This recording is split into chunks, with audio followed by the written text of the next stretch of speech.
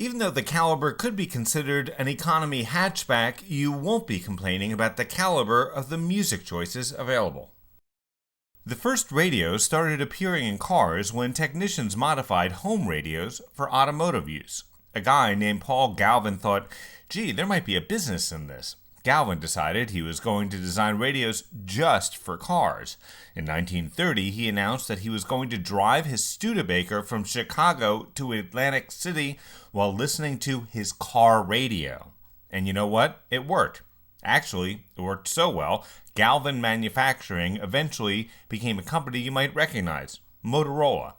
They went on to make a lot of things, including police radios, as in calling all cars, and walkie-talkies used during World War II. Now you know. Dodge and Chrysler have a long history when it comes to cutting-edge in-car entertainment. Want to hear something cool? Chrysler actually had record players in some of their cars. In 1956, Chrysler came out with a product called Highway Hi-Fi. It actually was a phonograph right there in your car, right under the dash, and you just pull it out and play your tunes. The Highway Hi-Fi had rubber bands supporting a real record player that pulled out from underneath the dash. Brochures from the era said you could drive over railroad tracks without the record skipping. Records, for those of you who were born in the last 30 years, were what a friend of mine's daughter called, quote, old-fashioned CDs.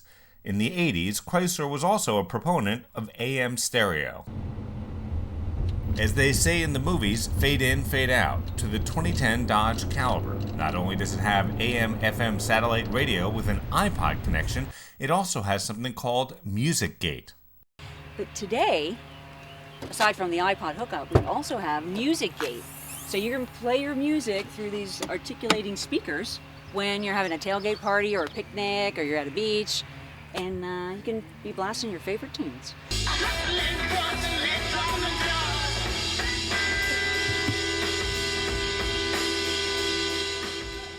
If you're tailgating or trying to rock out, you're all set. It's a good thing that you can rock out down the highway because you certainly won't be rocketing down the highway in the Caliber. The 0 to 60 speed is about 10 seconds, and the driving dynamics really aren't dynamic. But if you're more of a road warrior than a fist pumper, you're not left out. The Caliber has a front passenger seat that folds down into a desk. And this is kind of handy. Got a ready-made desk. The front seat folds flat, which is nice. The rear seats also fold flat, but they also recline. So if you want to take a little snooze while you're in the back seat, you can recline. But if texting and driving is dangerous, I'm sure you can figure out that taking both hands off the wheel and facing your laptop while going 70 is probably a bad idea. If your laptop has a 2-prong charger instead of a 3, you can even charge it with the Caliber's built-in 115-volt outlet. In other words, the car has an inverter that changes normal automobile DC current to home wall outlet current, so you can charge a lot of things, including your cell phone. Here's something else that's cool. It's called the chill zone, but it only works when the air conditioner is on. Absolutely. And speaking of cool, I can take this water bottle and I can keep it cool all day while I'm on the road. This is called the chill zone, and there's room for 4 beverages in here, and you just pop it in here, and it'll keep your beverage cool for your drive. Even if you left your iPod at the gym, you can still rock on. The Caliber we tested had a built-in 30-gig hard drive, which Dodge says can hold about 4,200 songs.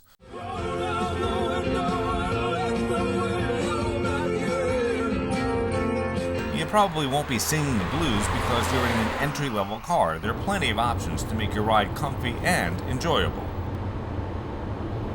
Heated seats are available, as is a sunroof, power everything, Chrysler's Uconnect system, which includes navigation, hands-free calling, and a nicely designed steering wheel-controlled audio system.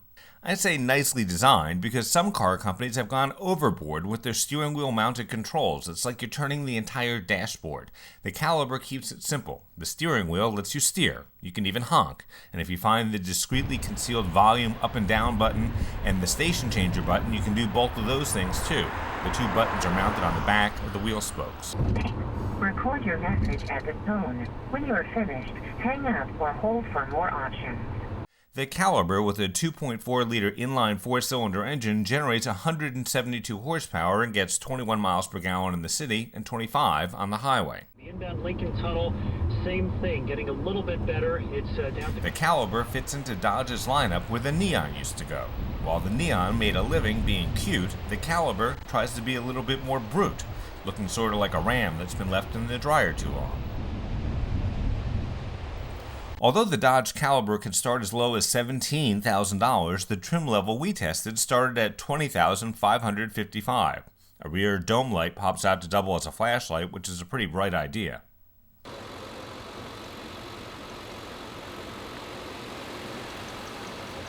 The prices tested included navigation, leather-trimmed seats, powered sunroof, a year of satellite radio and Sirius real-time traffic, a remote starter, and a lot of other stuff was about $27,000. I'm Grant Winter, reporting.